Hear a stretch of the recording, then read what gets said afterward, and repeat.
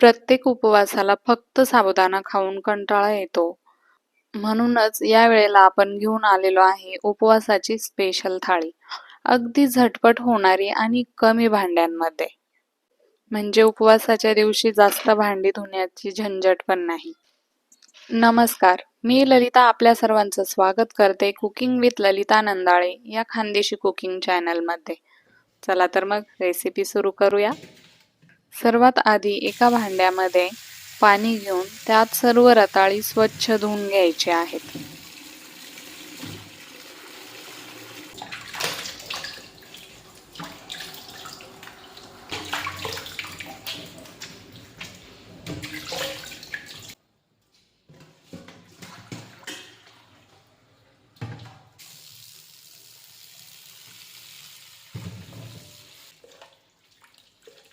रताळी धुताना शक्यतो तोडूनच घ्यायची, म्हणजे कुठेही माती राहत नाही आणि सर्व रताळी स्वच्छ धुतली जातात.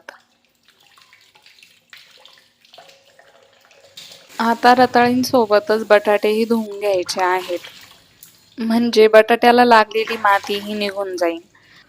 बटाटे आणि रताळी शिजल्यानंतर हाताने कुस्करून घेऊ शकतो, इतकी मऊसूत शिजवून घ्यायचे आहेत. शिजवताना त्यांची साल निघते आणि त्यात मातीचं खराब पाणी जातं, म्हणून रताळी आणि बटाटी व्यवस्थित स्वच्छ पाण्याने धुवूनच घ्यायचे आहेत. रताळीच्या कडांना जी माती लागलेली असते ती धुवूनही निघत नाही, म्हणून ती चाकूने कट करून घ्यायचे आहेत. दोघेही एकत्रच कुकरमध्ये शिजवून घ्यायचे आहेत. कमीत कमी 4 ते 5 शिट्ट्या होईपर्यंत शिजवून घ्यायच्या आहेत. जोपर्यंत बटाटे आणि रताळी शिजत आहे तोपर्यंत आपण बाकी साहित्य तयार करून घेऊया. मी रात्री साबुदाणा भिजत घातलेला होता. साबुदाणा अगदी मऊसूत भिजलेला आहे. त्यातील अर्धा साबुदाणा मी मिक्सरच्या भांड्यात टाकून घेते आणि अर्धा साबुदाणा तसाच राहू देत आहे. मिक्सर चालू बंद करत साबुदाणा ओबडधोबड दळून घ्यायचा, जास्त बारीक करायचा नाही. मिरची जास्त तिखट असल्यामुळे फक्त 2च हिरव्या मिरच्या मी कट करून घेत आहे. 5 शिट्ट्या होईपर्यंत बटाटी आणि रताळी उकडलेले आहे. आता गॅस बंद करून कुकरमधील सर्व हवा काढून घ्यायची आहे.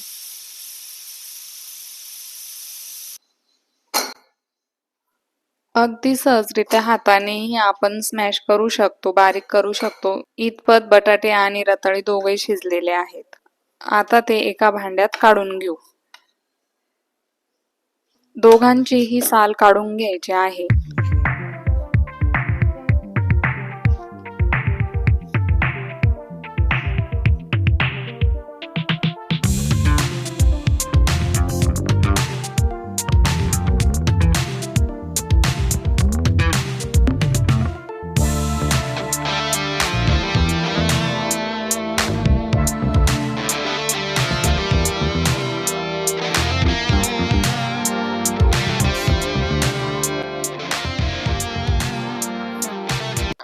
मिक्सरमधून फिरवलेला साबुदाणा एका भांड्यात काढून घेतला.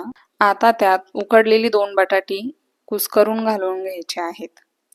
बटाटे व्यवस्थित शिजलेले असल्यामुळे ते हाताने सहजरित्या बारीक होतात. आता त्यात बारीक दळलेली लाल मिरची टाकून घ्यायची आहे आणि चवीनुसार मीठ देखील टाकून घ्यायचे आहे. त्यानंतर सर्व साहित्य एकजीव करून घ्यायचं आहे. जेवढे तुम्ही बटाटे घेणार त्याच्या अर्धा साबुदाणा घ्यायचा आहे. खूप जास्त साहित्य एकत्र करण्याची आवश्यकता पडत नाही. अगदी कमी साहित्यात अगदी कुरकुरीत असा साबुदाणा वडा तयार होतो. सर्व साहित्य एकत्र केल्यानंतर 5 मिनिट त्याला रेस्ट द्यायचा आहे. 2 रताळी मी साईडला काढून ठेवत आहे. रताळी काढून ठेवणं अगदी ऑप्शनल आहे. तुमच्या आवडीप्रमाणे तुम्ही काढून ठेवू शकतात किंवा पूर्ण रताळीचा शिरा करून घेऊ शकतात. सर्व रताळे हाताने बारीक करून घ्यायचे आहे. ती देखील किसून वगैरे घेण्याची आवश्यकता नाही. चांगली शिजल्यामुळे अगदी हाताने पटकन स्मॅश होतात. उकडलेल्या बटाट्यांपैकी एक बटाटा बारीक करून घ्यायचा आहे. आपण चटणीसाठी बारीक करतो अगदी त्या प्रकारे. आता सर्व बेसिक तयारी झालेली आहे. चला तर मग पुढची रेसिपी पण झटकन बनवून घेऊया. एका कढाईमध्ये तूप टाकून घ्यायचं आहे. तूप चांगलं गरम होऊ द्यायचं. आणि स्मॅश केलेले बारीक केलेले रताळी त्यात टाकून घ्यायचे आहे.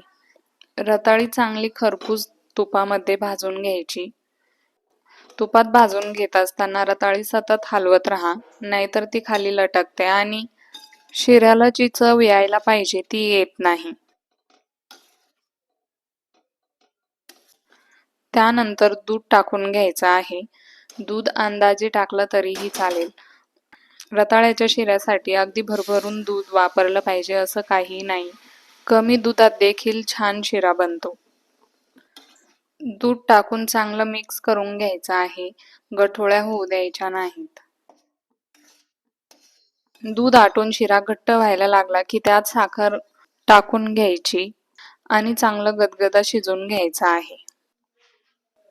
एक साईडला शिरा होत आहे तोपर्यंत दुसऱ्या साईडला तेल गरम करायला ठेवायचं आहे. तेल देखील चांगलं गरम करून घ्यायचं आहे. तेल गरम झाल्यानंतर उन्हाळी वाळवणातील जे उपवासाचे पदार्थ असतात ते एक एक करत त्यात तळून घ्यायचे आहेत. उन्हाळी वाळवणातील पदार्थांच्या रेसिपी मी डिस्क्रिप्शन बॉक्समध्ये दिलेल्या आहेत. कुणाला पाहिजे असतील तर तिथे बघू शकतात. बटाटा आणि साबुदाण्याचे पापड तळून घेतलेले आहेत. त्यानंतर काही वेफर्स तळून घेतलेले आहेत. बटाटा साबुदाण्याच्या चकल्या देखील तळून घेतलेल्या आहेत.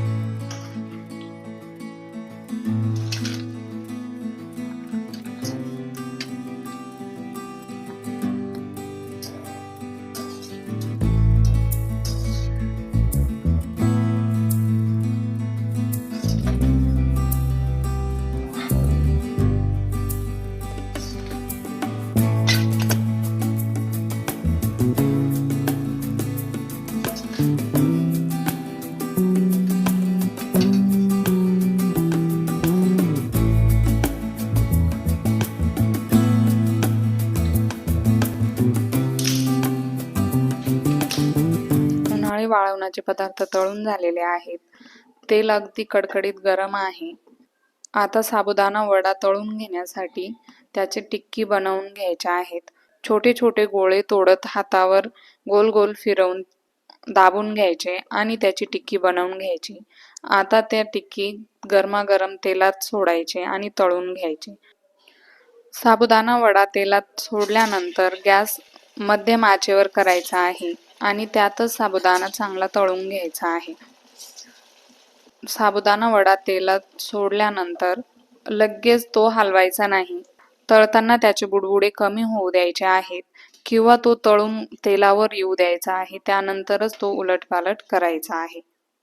लालसर सोनेरी कलर येईपर्यंत चांगला खरपूस असा तळून घ्यायचा आहे. मध्यम आचेवर तळल्यामुळे साबुदाणा वडा बाहेरून क्रंची आणि आतून सॉफ्ट असा बनतो. तळून झाल्यानंतर तो एका भांड्यात काढून घ्यायचा आहे. गरमागरम साबुदाणा वडा गोड दह्यासोबत फार टेस्टी लागतो. आता कढाईमधून जे एक्स्ट्राचं तेल असेल ते काढून घ्यायचं आहे. आपल्याला साबुदाणा करण्यासाठी एवढ्या तेलाची आवश्यकता नाहीये. तुम्ही उपवासासाठी जिऱ्याचा वापर करत असाल तर आधी जिरे टाकून घ्या. त्यानंतर बारीक कट केलेली हिरवी मिरची टाकून घ्यायची आहे. भिजवलेल्या साबुदाण्यामध्ये शेंगदाण्याचं कूट मिक्स करून घ्यायचं आहे. त्यामुळे साबुदाणा जर ओलसर असेल तर तो कोरडा होतो आणि साबुदाणा खिचडी बनवताना त्याचा गटका होत नाही किंवा साबुदाणा चिकट होत नाही. मिरच्या चांगल्या तळल्या गेल्यानंतर त्यात शेंगदाणे देखील तळून घ्यायचे आहेत आणि त्यात साबुदाणा टाकून घ्यायचा आहे. आपण उकडलेले बटाटे चिरून घेतले होते ते देखील साबुदाण्यात टाकून घ्यायचे आहे. साबुदाणा खिचडी चांगली गरम होऊ द्यायची आहे. त्यानंतर चवीनुसार मीठ टाकून घ्यायचे आहे.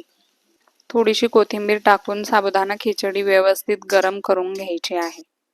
आपण साबुदाण्याचे वडे बनवलेले आहेत. त्याच्यासोबत खाण्यासाठी एका वाटीमध्ये दही घ्यायचं आहे आणि त्यात थोडी साखर टाकून घ्यायची आहे. गरमागरम साबुदाणा वड्यासोबत गोड दही अतिशय चविष्ट लागते. आता प्लेटिंग करून घेऊया. त्यात बनवलेली साबुदाणा खिचडी, दही, साबुदाणा वडा, रताळ्याचा शिरा, तळलेले पापड, चकल्या, वेफर्स आणि बाजूला काढून ठेवलेली रताळी ठेवून घेऊया. उपवासाची दुसरी थाळी बघायची असेल तर त्यासाठी व्हिडिओला लाईक, शेअर आणि सबस्क्राईब करा आणि कमेंटमध्ये नेक्स्ट थाळी लिहून पाठवा. धन्यवाद.